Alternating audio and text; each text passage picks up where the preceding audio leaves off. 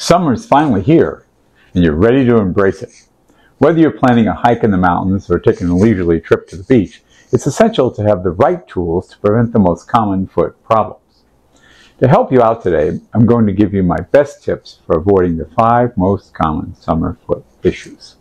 But before I do, I'd like to introduce myself. I'm Dr. Ryan Berg, and I've been practicing podiatry for over 40 years in Seattle, Washington. I've written an ebook called How to Buy Hiking Boots to help you avoid a couple of the most common foot issues I'll be discussing. You can find a link to the download in the description below. If you find this information helpful, please remember to subscribe, hit the like button, and then hit the bell so you can receive a notification every time I release a new video.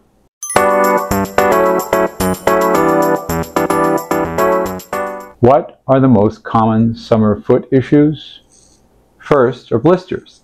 These are a big problem, especially when hitting the trails. That's because the increased moisture, pressure, heat, and friction when you hike makes blisters more likely to occur. To prevent blisters, buy boots that fit well in length and width, provide stability and support, are comfortable and waterproof. Go to a hiking store that specializes in hiking like REI. Break in stiffer and heavier duty boots before heading out by walking in your neighborhood and taking on some hills, or even flexing them regularly before you hit the trails. Specific lacing techniques can help you prevent your feet from slipping forward in your boots or hiking shoes and pistoning up and down. I go into more detail about this in my ebook on hiking boots. Next, keep your feet cool and dry by wearing moisture-wicking socks and using foot powder. Try socks made of wool and/or synthetic materials in brands such as Smartwool, Darn Tough, or REI. I have another video about how to stop blisters when hiking. Please check it out above. Next is athlete's foot. This common summer condition is caused by a fungus called Tendonitis.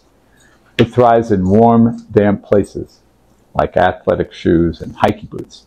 It usually starts between the toes, but it can spread. If the skin on your feet looks scaly, peels easily, is itchy, burning, and red, you likely have athlete's foot. Over-the-counter medications can treat it, but sometimes prescription medications are necessary. To prevent athlete's foot, keep your feet cool and dry, just as you would to prevent blisters. In addition, wear shoes that are light and airy. If your feet sweat a lot, consider purchasing shoes with a mesh upper or use a foot powder like Gordon's No. 5 to keep your feet dry. Rotate your athletic shoes daily so they have a chance to dry out. Avoid walking barefoot, especially in public spaces like pools, gym lockers, and yoga studios where you can pick up athlete's foot. You may think athlete foot is no big deal, but it can mimic a serious skin infection. If you think you have athlete's foot, but it doesn't itch, it's white and painful, it's important to get it treated as soon as possible. In addition, athlete's foot can lead to another summer foot condition, fungal toenails. But unlike athlete's foot, fungal toenails can be quite difficult to treat, so it's important to prevent. Many of the tips for avoiding fungal toenails are similar to those for preventing athlete's foot. Again, avoid wearing tight, non-breathable shoes and opt for lightweight shoes with a mesh upper, wear socks that wick away moisture, and wear flip-flops in public showers, locker rooms, and pools. Keep your feet clean and dry, paying special attention to the areas between your toes. You may also try using an ultraviolet shoe sanitizer to get rid of fungus in closed-toe shoes. I'll put a link in the description below. Prevent damage to toenails by measuring your feet before purchasing shoes and keeping your nails short.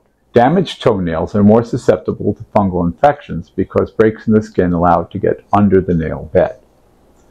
Avoid nail salons that don't properly clean their equipment or opt for a do-it-yourself pedicure.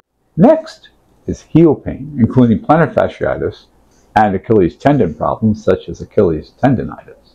These conditions are more likely to flare up with increased activity. It's important to keep the following tips in mind, particularly if you've had heel pain before. To prevent heel pain, buy supportive shoes and boots that fit properly. I'll put a link in the video above to a demo for how to test shoes before you buy them.